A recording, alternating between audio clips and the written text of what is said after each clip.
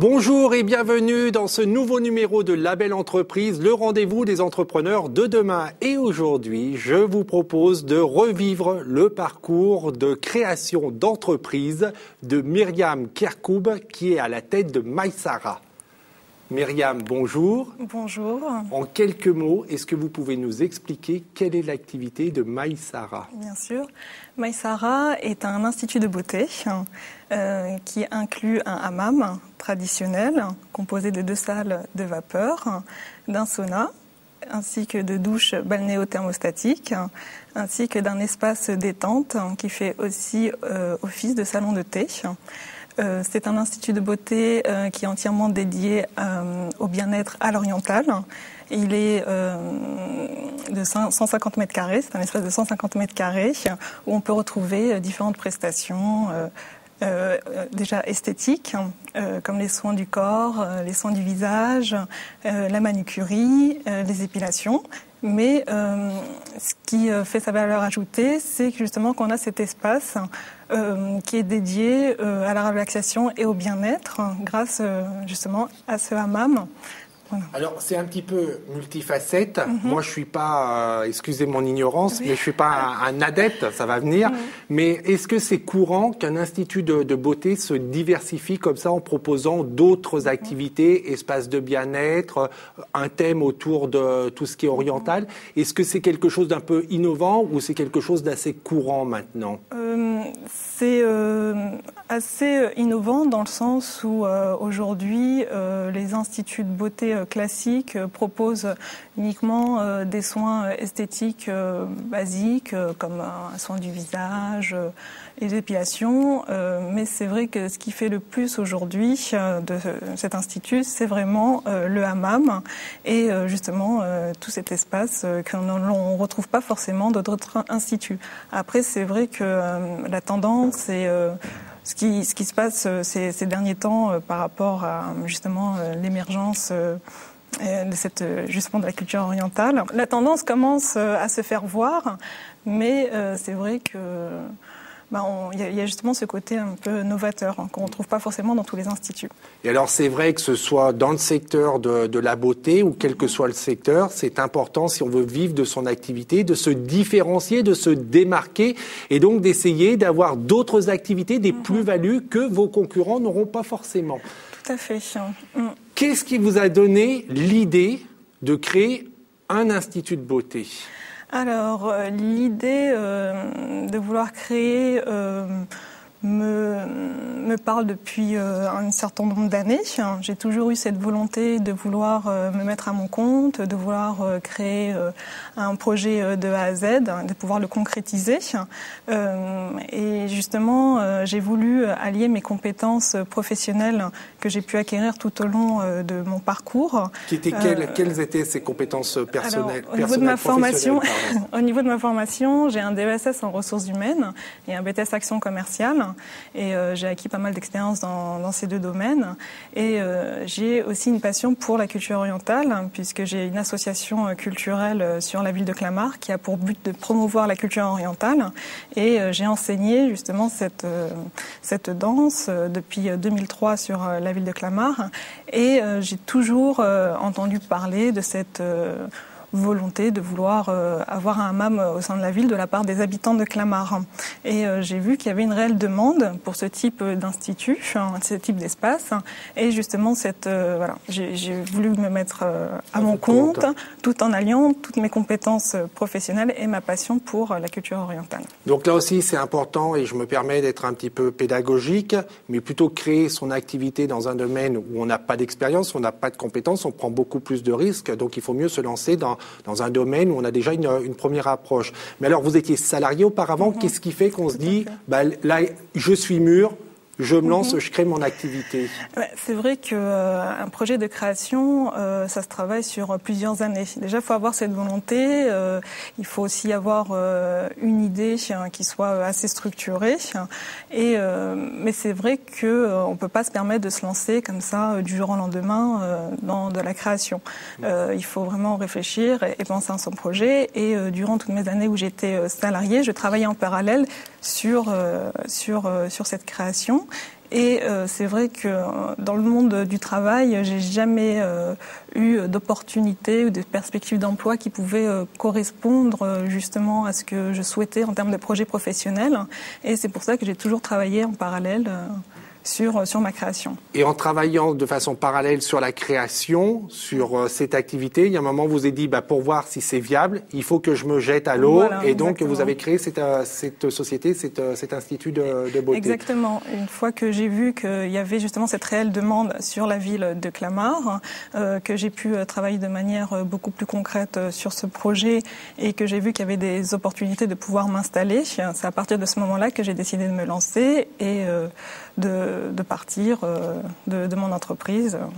Voilà. Alors, est-ce qu'on peut dire que ce sentiment que vous aviez, qu'il y avait un manque sur la ville de Clamart, qu'il n'y avait pas d'institut de beauté, est-ce que c'est ce qu'on appelle une étude de marché, qu'à partir de ce sentiment, vous avez fait quelque chose de plus poussé pour voir effectivement s'il y avait sur Clamart ou sur d'autres villes des établissements concurrents? Alors, dans un premier temps, lorsque j'ai entendu qu'il y avait cette réelle demande, je me suis renseignée autour de moi pour savoir s'il y avait déjà des instituts de beauté. Il y en a dans tous les coins de rue, certes, mais des hammams, je me suis aperçue qu'il n'y en avait pas du tout ni sur Clamart, ni sur les zones alentours. Donc c'est ce qui m'a vraiment suscité un intérêt pour ce type d'activité. Je me suis dit là, je peux vraiment répondre à une réelle demande et un réel besoin de la part des habitants de Clamart, mais aussi des alentours. Est-ce que ça va plus loin? Est-ce que par exemple vous avez fait un sondage en vous mettant dans la rue, en allant voir les gens, en disant voilà, s'il y a un hammam qui se crée, est-ce que vous viendrez le fréquenter? Est-ce que ça a été jusque-là? Tout à fait. J'ai mené une étude de marché en commençant par l'élaboration d'un questionnaire, vraiment un vrai questionnaire que j'ai administré dans la rue. Ouais. Voilà, donc j'ai accosté des habitants et puis je leur ai demandé si, par le biais de différentes questions, si il y avait vraiment un réel intérêt d'ouvrir un hammam sur la ville. Et j'ai vu que le retour par rapport à ces questionnaires était assez positif et c'est ce qui m'a motivée encore plus pour me lancer. Mais c'est vrai que l'étude de marché ne s'arrête pas là. Il faut aussi bien étudier sa clientèle, savoir quel type de clientèle on peut toucher, si c'est une clientèle de proximité ou une clientèle beaucoup plus large, et de vraiment travailler aussi sur les prix et puis l'emplacement stratégique est incontournable. Et après, il y a toujours des fois un décalage entre la théorie et la pratique. Donc, est-ce que l'étude de marché a été confirmée, confortée par votre activité? Tout à fait. Oui, vraiment, on a vraiment répondu à un besoin. Ça, c'est vraiment incontournable. Quand on voit l'affluence qu'il y a dans l'Institut, le nombre de clientes par jour et la fidélisation que l'on a fait en un an d'activité. Ça fonctionne. Oui, ça fonctionne. Est-ce qu'aujourd'hui, vous vivez de votre activité? Est-ce que vous avez créé des emplois? Alors aujourd'hui, l'activité n'a que 1 an. Donc en 1 an, certes, il y a eu énormément de succès, mais pour pouvoir se verser un revenu, il faut savoir être patiente, puisqu'il faut travailler justement sur tout ce développement commercial pour pouvoir pallier à toutes les charges et tous les investissements de départ. Et donc ça demande du temps. Mais le côté positif, c'est qu'on a réussi à créer un emploi. Bravo. Déjà, voilà, puisque nous travaillons avec une salariée, une esthéticienne salariée, avec qui ça se passe très bien. Et puis nous avons aussi embauché une stagiaire en contrat de professionnalisation, qui est aussi avec nous depuis le début. Et on a réussi à monter une équipe et ça se passe très très bien, non seulement avec l'équipe, mais aussi avec mon associé qui m'aide énormément, et surtout au niveau de la gestion financière et comptable, sur lesquelles elle est très compétente. Et là-dessus, on se complète parfaitement. Donc ça, c'est vraiment un plus aussi. Et ça, l'associé, c'est quelqu'un qui a un poste de salarié dans une autre entreprise et qui donne comme ça du temps. Exactement. D'accord. Donc ça aussi, c'est important. Si vous avez des potes que vous voulez vous lancer, n'hésitez pas à les solliciter. Ils ont certainement du temps et des compétences à vous donner. Ce qui est intéressant également dans votre parcours, c'est les structures qui vous ont accompagné. Oui. Donc, est-ce qu'on pourrait les citer et en quelques mots dire ce que chaque structure vous a apporté? Alors, énormément de structures m'ont aidé et m'ont accompagné. Mais c'est vrai que la première structure qui m'a aidée est la communauté d'agglomération Sud de Seine, qui m'a été présentée grâce à la mairie de Clamart, qui m'a énormément soutenue aussi sur mon projet. Est-ce qu'une communauté d'agglomération va jusqu'à faire aussi un accompagnement? Par exemple, est-ce qu'ils vous ont aidé à formaliser votre projet? Est-ce qu'ils apportent du conseil? Tout à fait, puisqu'en partenariat avec la boutique de gestion et justement la communauté d'agglomération Sud de Seine, avec la mairie de Clamart, j'ai pu élaborer mon dossier marketing et financier. Donc c'était un travail de longue haleine avec des rendez-vous espacés sur plusieurs mois, sur lesquels j'ai pu vraiment établir toutes les charges, tous les besoins d'investissement, toutes les données chiffrées pour pouvoir étudier la faisabilité technique et financière du projet et pouvoir concrétiser et être au plus près de la réalité de la structure actuelle, en fait. Donc, premier renseignement, quand vous vous installez sur un territoire, allez voir la commune, la communauté de communes ou la communauté d'agglomération qui peut vous donner un sérieux coup de pouce pour lancer votre activité. Donc ça, c'est la première structure qui vous a aidé. Vous avez parlé des boutiques de gestion. C'est un acteur incontournable. On les a présentés déjà dans cette émission. On leur fait souvent la promotion. Donc, allez voir aussi les boutiques de gestion. Je crois qu'il y a d'autres structures qui vous sont venues en aide également. Tout à fait, puisqu'en parallèle, j'ai travaillé avec le cabinet Premier Conseil, qui est un cabinet qui est spécialisé dans le conseil en création d'entreprise, qui est dirigé par Victorin Copon, en fait, qui est justement un consultant et spécialisé dans le monde de l'entrepreneuriat et dans le monde des entreprises de manière générale. Et il a réussi à m'accompagner sur des points beaucoup plus pointus et beaucoup plus personnalisés.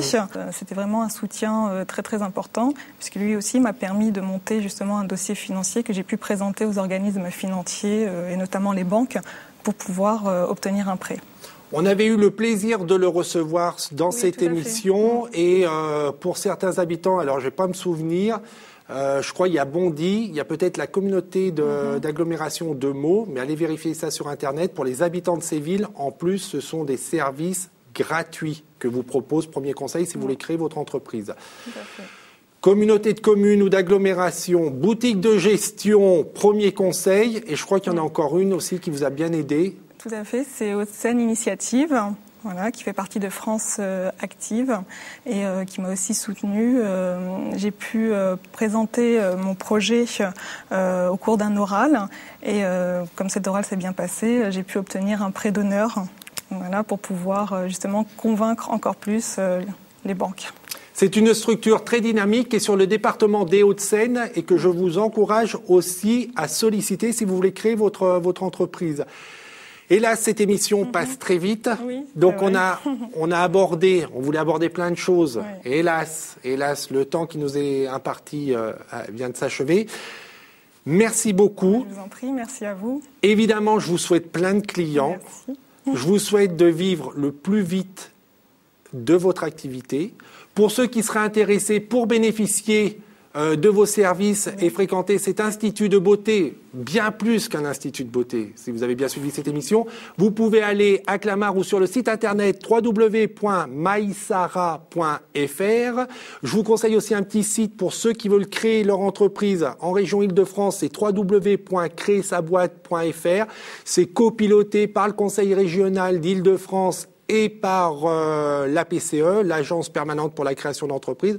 Autant dire 2 organismes compétents en matière de création d'entreprises. Et ce genre de site comme créersaboîte.fr, c'est vrai en Île-de-France, mais vous en trouvez maintenant sur toutes les régions. Toutes les régions essayent de mettre en place des outils pour vous aider à créer votre entreprise. Voilà, si vous voulez revoir cette émission, www.demain.fr. On se retrouve la semaine prochaine pour de nouvelles aventures entrepreneuriales. En attendant, que le souffle de la création et que l'esprit de demain vous accompagne. Au revoir.